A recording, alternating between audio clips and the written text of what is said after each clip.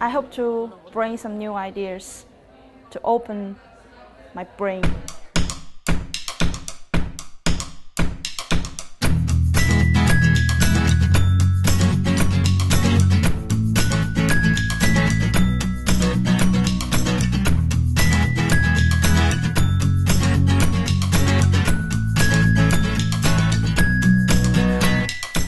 På den her camp der arbejder vi med gravide og de problemstillinger, der er med at være gravid, og hvordan man kan forbedre kommunikation mellem sundhedssystemet og den gravide.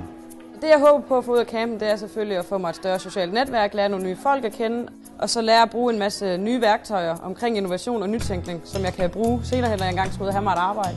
Det her med, at man får lov at føle og mærke virkeligheden i en hel uge, altså det er noget, de brænder for. Vi har forskellige metoder til brainstorming, vi har forskellige metoder til idéudvikling, som de studerende bliver præsenteret for.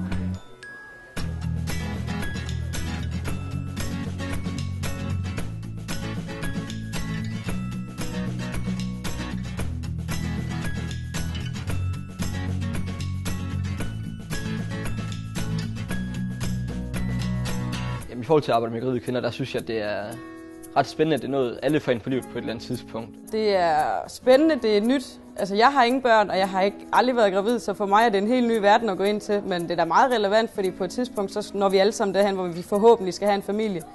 Jeg synes, det er rigtig genialt, at de arbejder med at udvikle nogle nye hjælpemidler til os. Jeg synes også, det er frisk, at rent faktisk, at der er flere her, som ikke har fået børn, der kan finde på sig nogle gode ting. Altså, det betyder også, at de har sat sig lidt ind i det.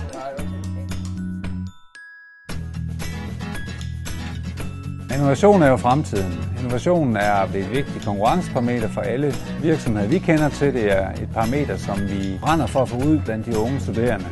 Grunden til, at vi samarbejder med Erhvervsakademiet Sydvest er, at de studerende løser nogle helt reelle problemstillinger, som er i sundhedsvæsenet, hjælper deres viden og de innovative metoder, som de lærer på studiet, og kommer frem og finder helt nye og banebrydende løsninger til nogle faktisk velkendte problemområder inden for sundhedsvæsenet.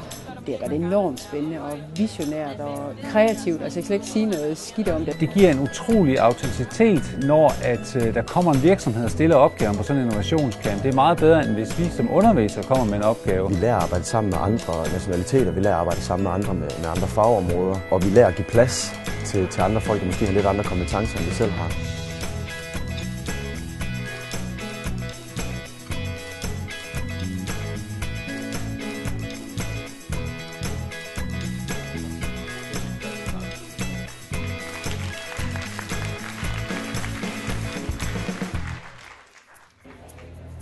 The feeling is actually kind of close to our life, the normal life.